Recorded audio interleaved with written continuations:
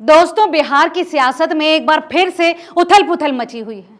पटना में प्रधानमंत्री नरेंद्र मोदी के कदम पड़ने से पहले ही नीतीश कुमार की पार्टी जनता दल यूनाइटेड में भगदड़ के हालात बन गए हैं।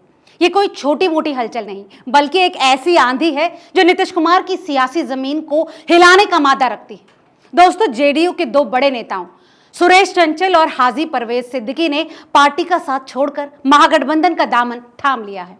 लेकिन बात यही खत्म नहीं होती।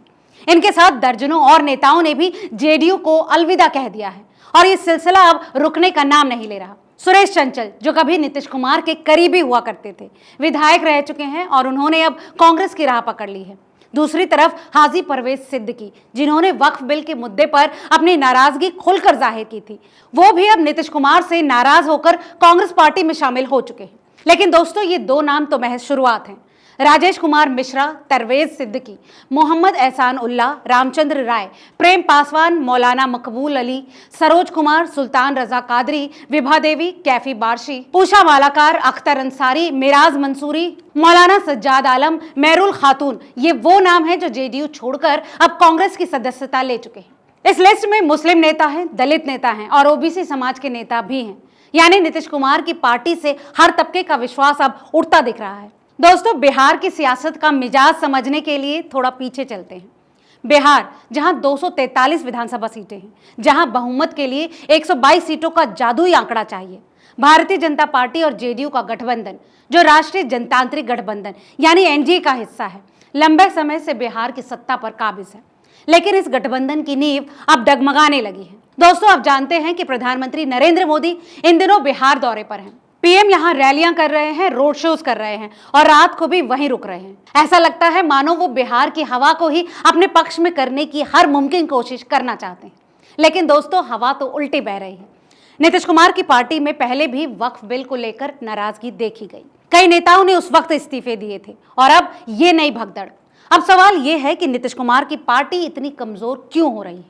क्या वजह है कि उनके पुराने विश्वसनीय साथी एक एक कर अब उनका साथ छोड़ रहे हैं? दोस्तों, इसका जवाब शायद उस सियासी मजबूरी में छुपा है जो नीतीश कुमार को बीजेपी के साथ गठबंधन करने के लिए मजबूर करती है। दोस्तों, बीजेपी बिहार की सबसे बड़ी पार्टी है, लेकिन तब भी वो खुद अपने दम पर सत्ता का ताज पहनने में असमर्थ है। दिल्ली में, उत्तर प्रदेश में बहुमत लाने वाली बीजेपी को बिहार में नीतीश कुमार की बैसाखी चाहिए, चिराग पासवान चाहिए, जीतन राम मांझी चाहिए और उपेंद्र कुशवाहा चाहिए। मगर भाजपा अपनी इस मजबूरी का भी फायदा उठाना चाहती है। दरअसल वो खुद को बड़ा भाई साबित करने की कोशिश में है और नीतीश कुमार को छोटा साझेदार बनाकर रखना चाहती है। लेकिन इस कोशिश में जेडीयू की जमीन खिसकती जा रही है। लेकिन दोस्तों, नीतीश कुमार की मुश्किलें यहीं खत्म नहीं होती।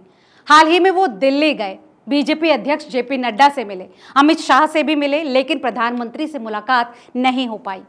कोई ठोस आश्वासन भी नहीं मिला। और अब जब बिहार में विधानसभा चुनाव की आहट तेज हो रही है, तो नीतीश की सबसे बड़ी चिंता है मुख्यमंत्री का चेहरा।